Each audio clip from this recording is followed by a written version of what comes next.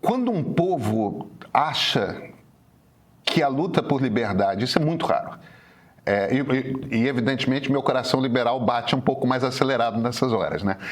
Quando um povo acha que a luta por liberdade vale o risco de vida nesse nível e continua indo para as ruas, e continua indo para as ruas, e continua indo para as ruas, a sensação que eu fico é que tem uma hora que o regime não consegue mais lidar com aquilo e cai.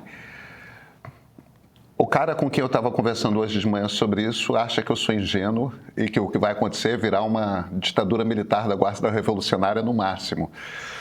Como é que você vê o mecanismo disso? Os chineses sobreviveram, e você conhece profundamente a China.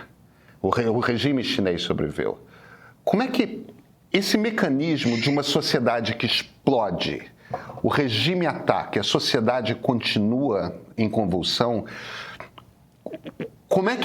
em que momento esse balanço vira?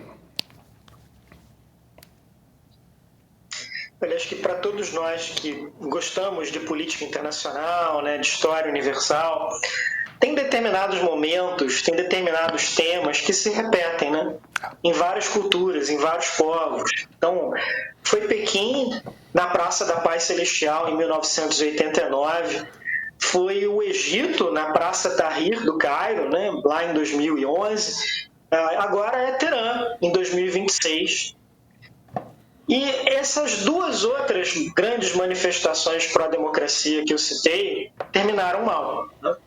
No caso chinês, uma repressão brutal e praticamente matou o movimento pró-democracia e direitos humanos na China por mais de uma década, né?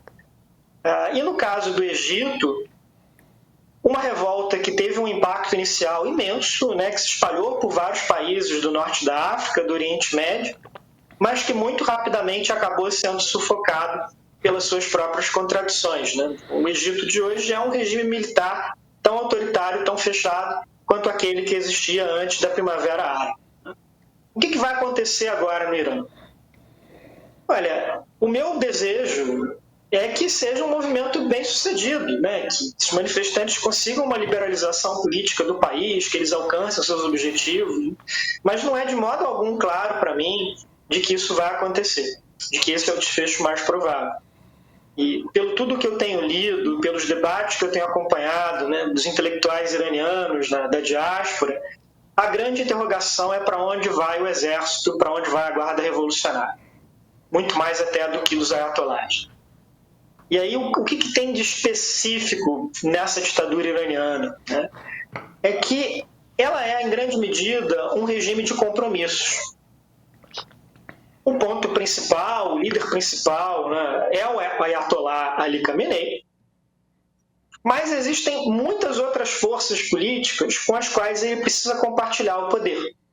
Então, você tem também os políticos civis do regime, né, que disputam eleições, são eleições controladas, restritas, mas ainda assim há um certo nível de competição, há um certo nível de escolha dentro dessa elite política do regime, isso é significativo. Tem a questão dos militares, tem a questão das milícias, né?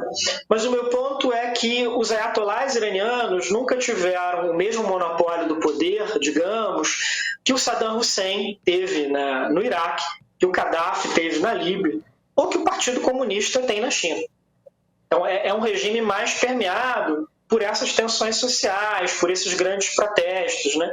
E veja, ao longo do século XXI, nós já vimos uma série de manifestações políticas muito expressivas no Irã. A gente teve a Revolução Verde lá em 2009, a gente teve esses protestos um pouco antes da pandemia, os protestos mais recentes pelo tema da violência contra a mulher, temos esses agora. Quer dizer, a sociedade iraniana não para, né? Ela está sempre na rua, ela está sempre demandando, ela está sempre questionando. E isso é muito impressionante. Isso é algo, eu acho, até muito inspirador num contexto global que a gente está vivendo nos últimos 10 anos de crise da democracia. De golpes em vários países, né? Golpes civis, golpes militares, autogolpes, né? Movimentos pró-democracias que foram ali muito sufocados. O caso da Venezuela, aqui do lado do Brasil, é muito impressionante, né? Então, o Irã hoje é um ponto fora da curva, né? É um país para a gente acompanhar com muita atenção, para a gente seguir ali muito de perto e ver o que vai sair, né, dessa incrível bravura, dessa incrível coragem cívica que os iranianos estão demonstrando em Teherã e em outras cidades, né, ao longo desses últimos dias. Maurício, deixa eu te provocar numa coisa. Você citou a Revolução Verde dessa eleição do Mousavi em 2009. Aí teve esses entre 17, 18 e 19. Teve diversas revoltas que eram principalmente por conta de economia. A economia já em crise, muito tem a ver com o embargo americano, mas não só. É um governo ruim, né? Um governo muito inepto em muitas coisas. E tem, em 22, as diversas manifestações nos grandes centros urbanos por conta da coisa do véu, da violência contra mulheres da Basij, né? Que é a polícia moral do regime.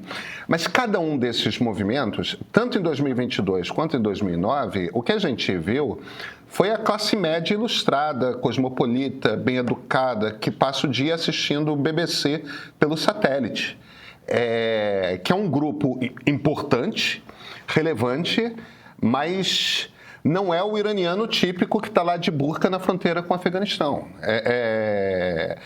Tem uma massa pobre e não letrada no Irã que estava em protestos entre 17 e 19 porque são as pessoas mais afetadas por qualquer flutuação da economia. Nessa revolta agora, a gente tem a classe média, a gente tem os pobres, a gente tem o que eles chamam de os bazari, né, que é a elite comercial, que são os donos dos grandes comércios nas cidades. Essa coisa do comércio de rua é um troço que é importantíssimo na cultura de toda essa civilização ali no Crescente Fértil, né, do Egito até o Iraque. Então, o ponto que eu estou fazendo tem uma diferença nessa revolta popular agora, que todo mundo está na rua. Todo mundo que não é diretamente ou da Guarda Revolucionária ou Ayatollah parece estar na rua. Todos os componentes diferentes da sociedade estão na rua. Existe na literatura de ciência política algum tipo de indício de qual o momento de ruptura? Porque o que a gente está assistindo é uma revolução super legítima, né? No sentido de que é uma coisa que vem da sociedade. Em que momento que tem a queda da Bastilha? Um pouco o que a literatura nos diz sobre o momento em que quebra? Porque às vezes a impressão que dá é aquele momento do Nicolae Ceausescu fazendo o discurso e de repente está todo mundo vaiando, e não foi ali, não foi por causa daquilo que a ditadura romena caiu, mas aquele momento é aquele momento em que todo mundo percebe que o rei está nu, né? Tem esse momento, esse instante. O que a gente tem que olhar? Eu sei que eu estou te fazendo uma pergunta talvez quase mística, mas o que a gente tem que olhar para sentir se essa revolução tem uma chance de ir a cabo ou não?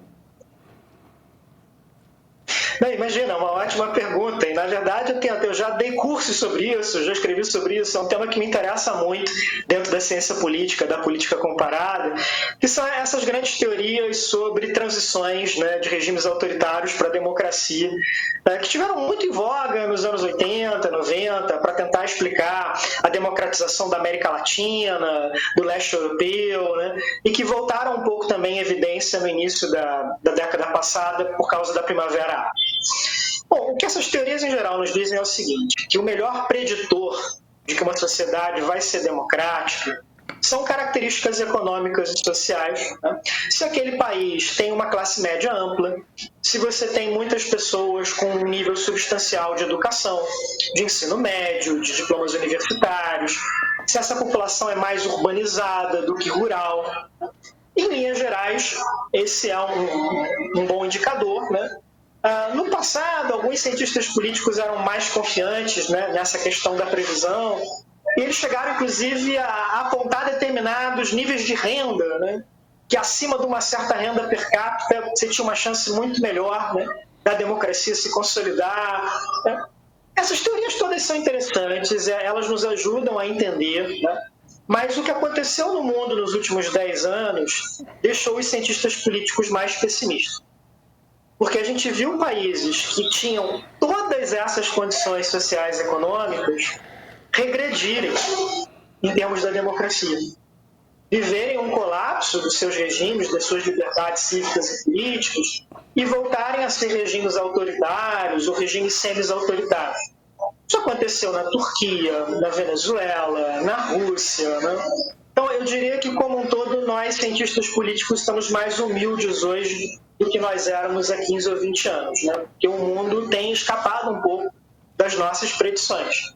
Mas, se eu pegar essas teorias e aplicá-las ao Irã, o Irã é um forte candidato para se tornar uma democracia. Ele atende a vários desses requisitos. Mas tem toda essa questão de ter uma estrutura político-militar e religiosa que é muito hostil à ideia de democratização, que se apega muito, né, nessa maneira como gere o Estado, como controla o comportamento individual das pessoas, né, sobretudo das mulheres. Então, tudo isso entra em conflito. Isso, então, quando é que é o momento ali da queda do regime, quando é que é o momento da Bastilha, né? E até colocaria uma outra questão, né, Pedro, que está muito em evidência agora pelo Irã, pela Venezuela, que é se os países são capazes de derrubar uma ditadura sozinhos, ou se eles precisam de algum tipo de apoio externo. E é interessante, né? O Brasil já teve vários regimes autoritários, né? E nós, brasileiros, sempre conseguimos fazer as nossas transições para a democracia por nós mesmos, sem nenhum tipo de interferência internacional, né? Não vou dizer que todos os países possam ser tão bem-sucedidos quanto o Brasil nesse aspecto, né? Para outros países a questão é muito mais complexa, né? Mas o meu ponto é que a gente tem que olhar o cenário específico de cada país, de cada região do mundo.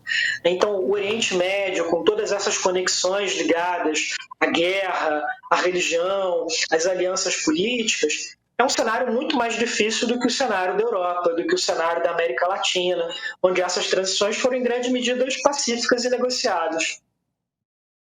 Informação não é o que você recebe, é o que você escolhe, o que transforma o seu olhar, o que vira hábito. No meio da rotina, você cria espaço para o que importa.